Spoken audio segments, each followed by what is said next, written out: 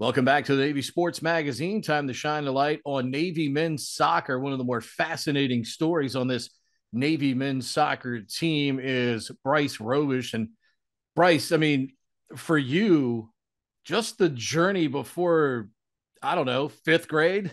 I mean, it's a pretty wild story. Plenty of world travels. Let me ask you this. How much of that do you even remember before you guys landed in Texas? And this journey, obviously, that has now landed you at the Naval Academy began for you here in the States? I'd say I probably started remembering things when I moved to Australia. That's probably like all my first memories, but before that, nothing much. So that's just where it all started for me. I was going to say, man, I mean, because your father being a basketball player and playing so much in Europe, to have had an athletic family like this, to be able to share trials and tribulations of athletics, the pitfalls, the great moments, that stuff with such an amazing family. What part of that part of the journey? What's that been like to be able to continue? Obviously, the family name and obviously a very honored way. It's nothing too crazy for me personally. Like I've never felt anything out of the nature, and I'm not playing basketball, so there's no pressure on that. I just play soccer, so there's nothing out of the ordinary. It's nice. Obviously, it's nice having a 6'11" dad to help me be 6'6". So that's a blessing. I hit the jackpot genetically, so can't be mad about that. Yeah, I mean, obviously, I remember your dad, your uncle, your grandfather, and what they were able to accomplish. For you to be able to carve out your own path, you grew up in a state where, as you know, the other football is king, but you were able to develop as a soccer player. How were you able to uh, take the other football and run with it here in a state where everybody's trying to get you to play the other? I'm sure they'd have loved to have had you at defensive end or tight end with that kind of size. Yeah, I mean, a lot of my friends play football back home.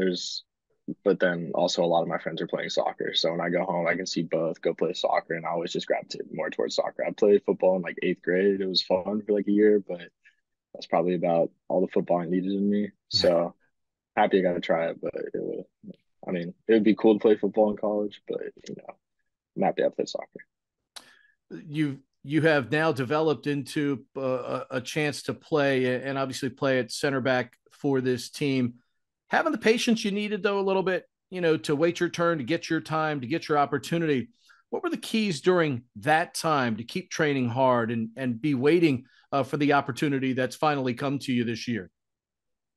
Well, for keys to me, it was just switching up on what I was doing. I mean, obviously, I've always played soccer, but lifting weights, I never really lifted weights. I've been in the weight room a lot, put on a little weight, put on a little muscle, gotten faster and stronger, and that was a massive thing. I got stuck here for summer school, unfortunately.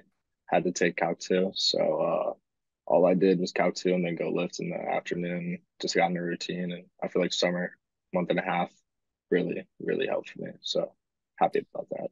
I was going to say you're not the first person that's had to do that. Won't be the last, but you put that time to good use, and it was certainly for you all as a team. The fact that as league champions, there's a little bit of a target on your back every time you show up at somebody's place. The fact that you've secured a playoff berth and you know you're going to be in the tournament with a chance to defend your tournament title.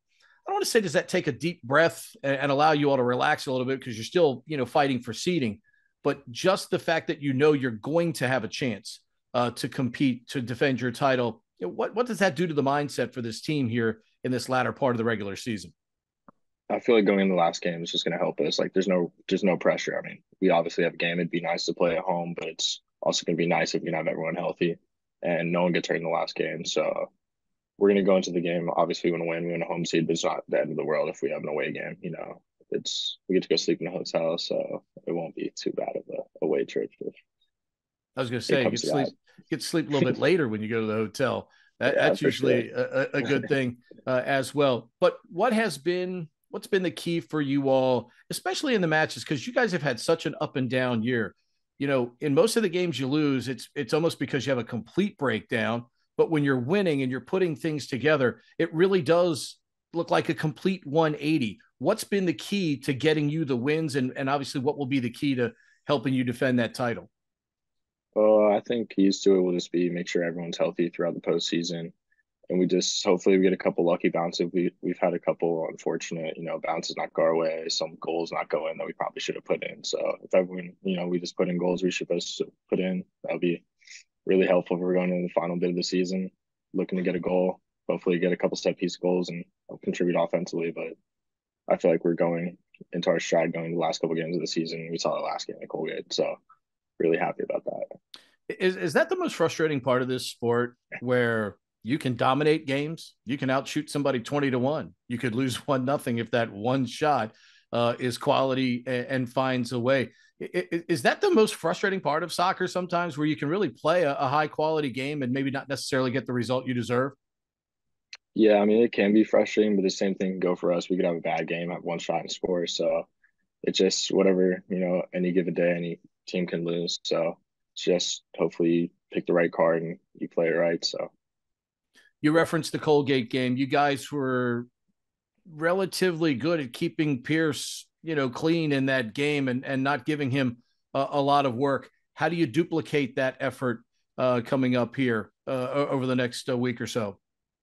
well, just say we got to stay organized, limit mistakes in the back because I mean I think they had one chance. It was just a little mistake in the back, but it was no big deal. Pierce covered for us. Chuck came across covered for us, and I think if we just cover for each other, we'll be fine. But if Pierce has to make a save, he's willing to make a save and he will make the save. He's a good keeper, and everyone knows that. So we're not too worried if a couple shots come onto him. I mean, hopefully he doesn't have shots, but it's bound to happen, and he'll make saves. So I know you did a year of prep school, but you had an opportunity to choose from some really cool places, diverse places in different parts of the country to play this sport. Why the Naval Academy? for me, I've always just wanted to go to a high academic school and just going to somewhere like my family isn't military or anything. It was kind of intriguing just to do something different compared to everyone else in my family. And came on my visit back when Paul Killian was the coach. I just thought it'd be a cool place to come. And you don't meet bad people when you come here. Everyone's just here trying to help you get through and make you a better leader. And I was just, why not? So just decided to come, take the chance, and haven't regretted it. When you see the standard that has been set in this program, when you're playing in a championship program, is there kind of a responsibility to play to a certain level each and every day in training because that's what championship level soccer demands? Yeah, for sure. When we go into training, we have to train hard, just like everyone else. But they don't go through what we go through. So I feel as if whenever we go through our trainings, we're putting in more work than other programs. It just shows on the field. We're going through long days and we come to training. So when we come into like games and like we have a weekend game, I just feel like we're more prepared than the other teams because we're usually going through a day of school and then going to the game, and we just already have like basically a game academically before we play our actual game. So I feel like it's an advantage for us, and that's just how I'm looking at things. Obviously, as we mentioned earlier, you come from a basketball oriented family. What were the keys to help? Who were the people that helped you excel in soccer and obviously turn this into an opportunity to get a Division I roster spot and obviously a great education?